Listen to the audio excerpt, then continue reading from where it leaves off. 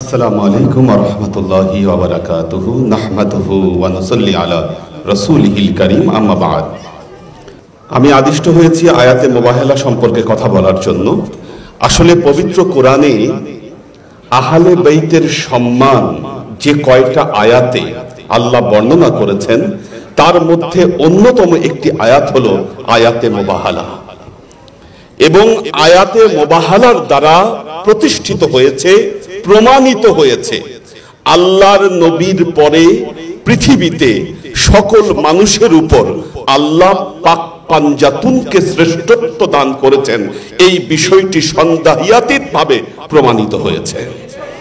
দেখুন ঘটনাটি কি ছিল। ঘটনাটি ছিল নাজরানের একদল খ্রিস্টান দল আল্লাহর নবীর সাথে দেখা করতে আসলেন মদিনায়, এবং আল্লাহর নবীর সাথে তাদের কিছু বাহাস হচ্ছিল কিছু বিষয় নিয়ে। তারা বলল যে আপনাদের কোরআনে আমাদের ঈসা ইবনে মারিয়াম সম্পর্কে যা বলা আছে তা আমাদের সাথে অনেকটা মিলে যায়, কিন্তু একটা জায়গায় আমরা আপনার সাথে একমত হতে পারছি না। সেই জায়গাটি হলো কোরআন বলেছে ঈসা ইবনে মারিয়াম তিনি আল্লাহর নবী, কিন্তু আমরা বলছি ঈসা ইবনে মারিয়ামই হলো খোদা। আল্লাহ নাউজুবিল্লাহ। আল্লাহর নবী বললেন তোমরা মিথ্যা কথা বলছো। তখন সেই মুহূর্তে আল্লাহ তার নবীর উপর আয়াত নাজিল করলেন, সূরা আলে ইমরানের 61 নম্বর আয়াত, এবং আল্লাহ জানালেন যে হে নবী, যদি তারা আপনার সাথে কোনো বিষয়ে বাহাস করে আপনি তাদেরকে বলুন তোমরা তোমাদের আবনা আনা নাদউ আবনা আনা ওয়া আবনা আকুম নিসা আনা ওয়া নিসা আকুম আনফুসানা ওয়া আনফুসাকুম। দেখেন তিনটা শব্দ আল্লাহ বললেন। প্রথমে বললেন আবনা আনা ওয়া আবনা আকুম, আমরা আমাদের সন্তান সন্ততি নিয়ে আসি, তোমরা তোমাদের সন্তান সন্ততি নিয়ে আসো। এখন আল্লাহর নবীর উপরে এই আয়াতটি যখন নাজিল হয়েছিল, মুবাহালার ঘটনা 8ম কি 9ম হিজরিতে, অর্থাৎ আল্লাহর নবীর সকল সন্তানরা তখন ছিলেন, কিন্তু আল্লাহর নবী যখন সাথে করে নিলেন হাসনাইন ছাড়া আর কাউকে কিন্তু আল্লাহর নবী তার সাথে নিলেন না, অর্থাৎ আপনা আর ক্ষেত্রে। কেন হাসনাইন?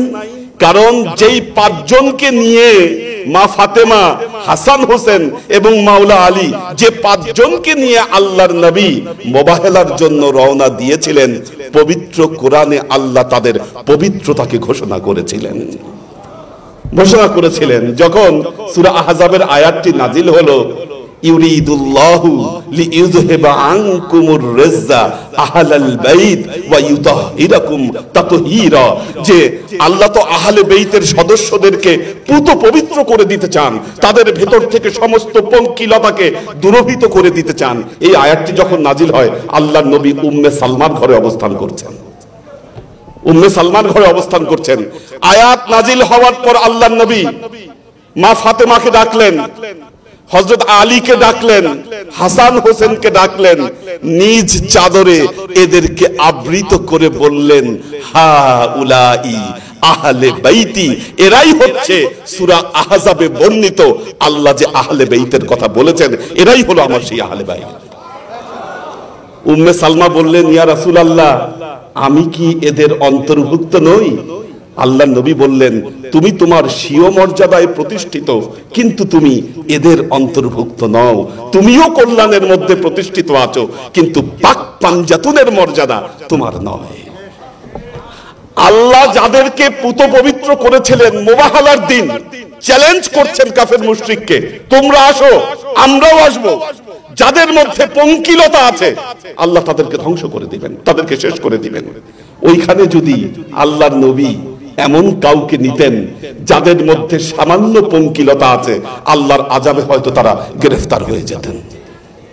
এই আয়াতের যে মূল শিক্ষা, আল্লাহ যে পাক পাঞ্জাতুনের সম্মান সবার ঊর্ধ্বে তুলে ধরেছেন, এটা আল্লাহ এই আয়াতে প্রতিষ্ঠা করেছেন। আশ্চর্যের ব্যাপার হলো আজকে আমরা গর্ব করি যে বাংলাদেশ এমন একটা শহর, এটা মসজিদের শহর। বাংলাদেশে যত মসজিদ আছে, ঢাকা শহরে যত মসজিদ আছে, এত মসজিদ পৃথিবীর অন্য কোথাও আপনি পাবেন না। কিন্তু আমার প্রশ্ন আজকে জুমাবার বা এই যে জিলহজ মাসের জুমাবার গুলো পার হচ্ছে, কয়জন মাওলানা জুমার মেম্বারে বসে তিনি আহলে বাইতের শান মর্যাদা বর্ণনা করেছেন? যেই জিলহজ মাস থেকে মুহররম মাস পুরোটাই আহলে বাইতের স্মৃতি বিজড়িত, আমরা এই শিক্ষাগুলোকে আমাদের ভেতর থেকে আমরা দূর করে দিচ্ছি। যারাই এর পক্ষে আমরা কথা বলতে চাচ্ছি, আমাদেরকে শিয়া ইলজাম দেওয়া হচ্ছে, বলছে যে না আহলে বাইতের গুণগান তো শিয়ারা গায়, নাউজুবিল্লাহ। দেখেন একটা জিনিস, সিফফিনের যুদ্ধে যারা মাওলা আলীর সাথে গাদ্দারি করেছিলেন, মাওলা আলীর দল থেকে বের হয়ে গিয়েছিলেন সিফফিনের যুদ্ধে, তাদেরকে আমরা খারেজি বলি। তারা খারেজি।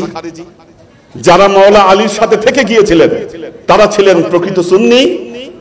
আরেক দল মাওলা আলীর সামনে চোখে চোখ রেখে বের হতে পারেনি, বের হয়ে যেতে পারেনি, তারা বেঈমানি করতে পারেনি, কিন্তু মাওলা আলীকে সঠিকভাবে মেনেও নিতে পারেনি। তাদের অবস্থা মুযাবযাবিনা বাইনা যালিকা, লা ইলাহা উলা ওয়া লা ইলাহা হুলা, না এই দিকে থাকতে পারতেছে না এই দিকে থাকতে পারতেছে। এদেরকে বলা হয় নাসিবী, এদেরকে বলা হয় নাসিবী। আমরা যখন আহলে বাইতের সম্মান বর্ণনা করি তখন এই নাসিবীদের গাত্রদাহ হয়, গাত্রদাহ হয়। তো এই যে মুখোমুখি দাঁড় করানো, আমরা আহলে বাইতের সম্মান নামাতে নামাতে এত নামিয়েছি, আমরা আশারে মুবাশশিরার নিচে তাদেরকে স্থান দিয়েছি আহলে বাইতকে, নাউজুবিল্লাহ।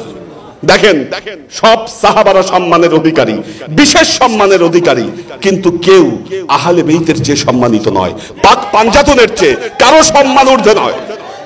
এই সত্য কথা আমাদেরকে বলতে হবে এটা, কারণ পাক পাঞ্জাতনের সকল সদস্য সাহাবা ছিলেন, কিন্তু পৃথিবীর কোন সাহাবা পাক পাঞ্জাতনের সদস্য ছিলেন না। একদিন দেখলাম স্ট্যাটাস দিয়েছে, আমরা বলি যে আহলে বাইত তো নূহ আলাইহিস সালামের কিস্তির মতো।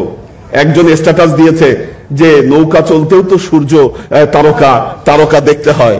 আমি বলবো আল্লাহর এই বান্দাকে ধরে বঙ্গোপসাগরের মাঝখানে নৌকা ছাড়া ফেলে দিয়ে আসেন, তারপর বলেন যে বেটা তুই ওই আকাশের সূর্য দেখে সাতরায় সাতরায় পারলে তুই তীরে আয়, তুই তীরে আয়, ওরে ফেলে দেওয়া উচিত বঙ্গোপসাগরের মাঝখানে।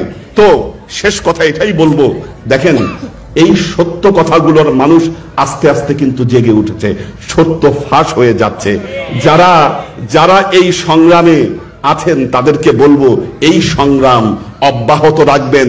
দেখবেন আজকে আপনাদেরকে যারা গালি দিচ্ছে একদিন তারাই এক ঘরে হয়ে যাবে, তারাই এক ঘরে হয়ে যাবে, কারণ আপনারা সত্যের পক্ষে আর তারা বাতিলের পক্ষে।